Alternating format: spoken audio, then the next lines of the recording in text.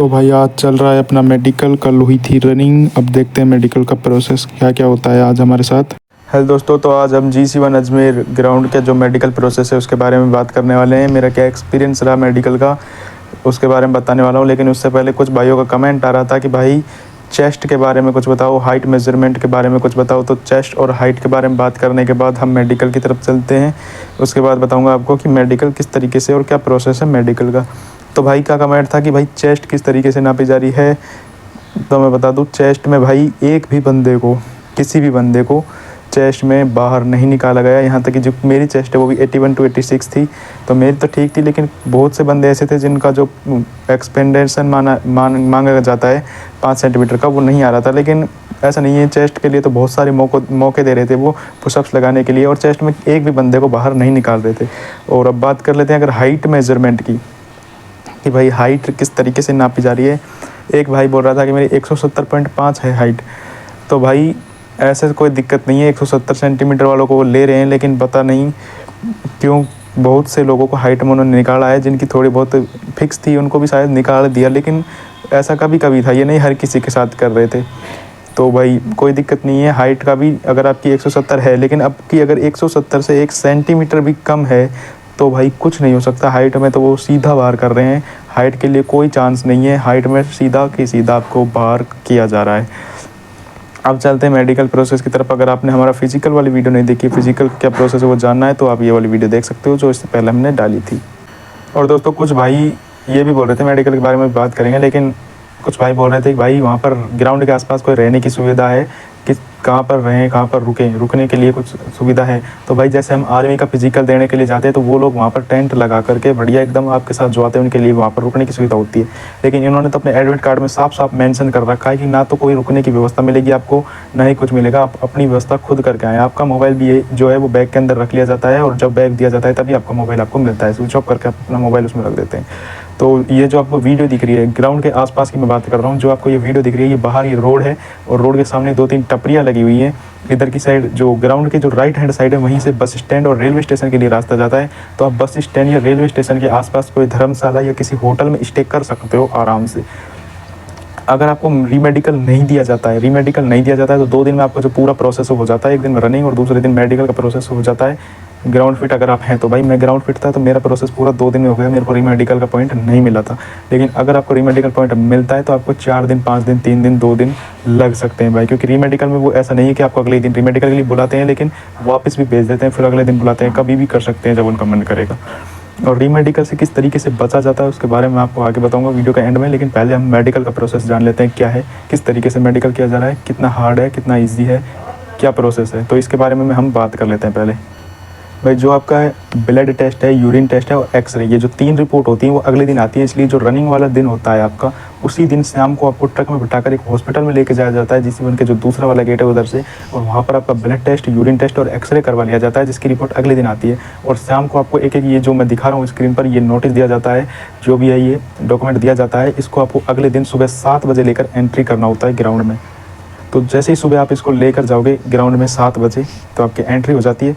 उसके बाद आपको अंदर जाकर बिठा दिया जाता है। जैसे मैंने आपको बताया पहले वीडियो में कि हमने 57 लोगों ने रनिंग क्लियर की थी, तो 57 लोगों में से हमारे 3 बैच बने थे, 20, 20 और 17 लोगों के 3 बैच बने थे मेडिकल के लिए। और जो भाई आपको नंबर दिए जाते हैं, चेस्ट नंबर या हाथ पे आपके कोई नंबर लिख दिया जाता है। जैसे मेरा नंबर 19वां नंबर था, 20 के बैच में से, 20 लोगों के बैच में से मेरा नंबर 19 था। और फिर भाई 3 डॉक्टर हैं, 3 रूम हैं, जो ये ग्राउंड की जो सीढ़ियाँ हैं इन पर, जिस पर आपको बिठा कर रखा जाता है, इनके नीचे ही जो रूम है, तो उन्हीं रूम में 3 कमरों में भाई मेडिकल की सुविधा है। वहीं पर 3 डॉक्टर बैठते हैं।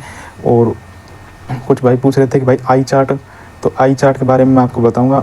सबसे पहले वो क्या करते हैं, जो कलर विजन वाला टेस्ट होता है, जो नोटबुक पर आपको नंबर्स पढ़ाए जाते हैं वो वाले वो करवाते हैं, एक एक को अंदर बुलाकर वो करवाया जाता है। उसके बाद कलर विजन टेस्ट कराने के बाद आप सभी को फिर से लाइन लगाकर बाहर बैठा दिया जाता है, 20-20 लोगों को। और उसके बाद भाई डॉक्टर की मर्जी है कि वो एक एक बंदे को अंदर बुलाकर जो है वो चेक करता है, या फिर 5-5 लोगों को, या फिर सभी को एक साथ। तो भाई हमारे 3 डॉक्टर थे, उनमें से एक डॉक्टर ने भाई सभी की सभी 20 लोगों को एक साथ, मतलब 17 जो लास्ट वाला बैच था उसमें 17 के 17 को एक साथ अंदर ले लिया था।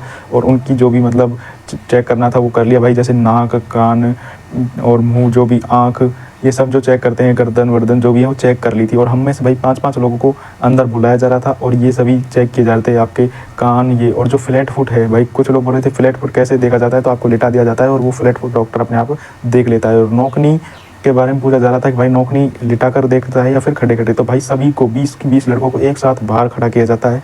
और जो एक्सरसाइज हम रनिंग से पहले ABC एक्सरसाइज ये करते हैं वो सारी एक्सरसाइज वहाँ पे करवाई जाती है। और तभी वो वेरिकोज वेन और आपका जो ये है नोकनी ये वाली चेक कर लेता है डॉक्टर अपने आप ही, उसमें आपको कोई दिक्कत होने वाली नहीं है बाहर। और भाई उसके बाद हमको बुलाया था जो 6x6 वाला होता है आई चार्ट, उसके लिए एक एक बंदे को अंदर बुलाया जाता है और जो चार्ट है वो दिखाया जाता है। और ये जो चार्ट है ये डेली की डेली बदला जाता है, मतलब रूम्स में एक जो 3 रूम है उनमें अलग अलग चार्ट है, वो इधर उधर होते रहते हैं डेली चार्ट, तीनों के तीनों चार्ट। ये भाई 6x6 वाला चेक करने के बाद उन्होंने फिर हमारी जो रिपोर्ट्स थी, ब्लड रिपोर्ट, एक्सरे रिपोर्ट और यूरिन रिपोर्ट, वो वाली रिपोर्ट आ जाती हैं।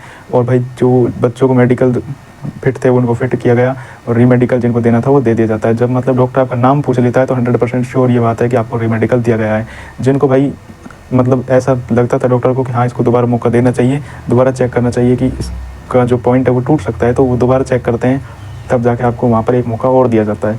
उसके बाद भाई आपको अपनी बॉडी पे जो मार्क्स होते हैं जो मतलब दिए जाते हैं आइडेंटिटी के लिए, वो देखता है डॉक्टर। उसके बाद आपकी जो रिपोर्ट है वो तैयार कर दी जाती है। इसी में भाई शाम के 6 से 7 बज जाते हैं। उसके बाद आपको रीमेडिकल का जो रिज़ल्ट है, जिनको रीमेडिकल दिया जाता है और जो फिट होते हैं वो सुनाया जाता है। तो हम 57 में से भाई 27 लोगों को रीमेडिकल दिया गया था। ओनली 30 लोग ऐसे थे जो ग्राउंड फिट थे और मैं भाई उनमें से ग्राउंड फिट था। लेकिन रीमेडिकल से किस तरीके से बचना है भाई, बहुत ही ज़्यादा बच्चों को रीमेडिकल दिया जा रहा था G7 में। लेकिन जो स्टाफ है वो बहुत ही अच्छा स्टाफ है, कोऑपरेटिव है, डॉक्टर्स भी बहुत अच्छे हैं।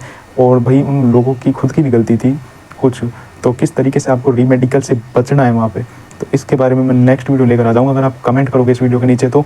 और मेडिकल का जो प्रोसेस दिया यही था, हम 57 में से 27 लोगों को रीमेडिकल दिया गया था और 30 लोग फिट थे। तो भाई आज की वीडियो में इतना ही था। मेडिकल के बारे में आपने पूछा था तो मैंने बता दिया। रहने की सुविधा भाई मैंने आपको बताई दी कि बस स्टैंड या रेलवे स्टेशन पर रह सकते हो। चेस्ट और हाइट के बारे में भी हमने बात कर दी है। तो रीमेडिकल से किस तरीके से बचना है आप कमेंट कर देना इस वीडियो में, मैं नेक्स्ट वीडियो लेकर आ जाऊँगा अगर आपको चाहिए वीडियो। तो ठीक है भाई, मिलते हैं नेक्स्ट वीडियो में। चैनल को सब्सक्राइब नहीं किया तो प्लीज़ आप सब्सक्राइब कर सकते हो।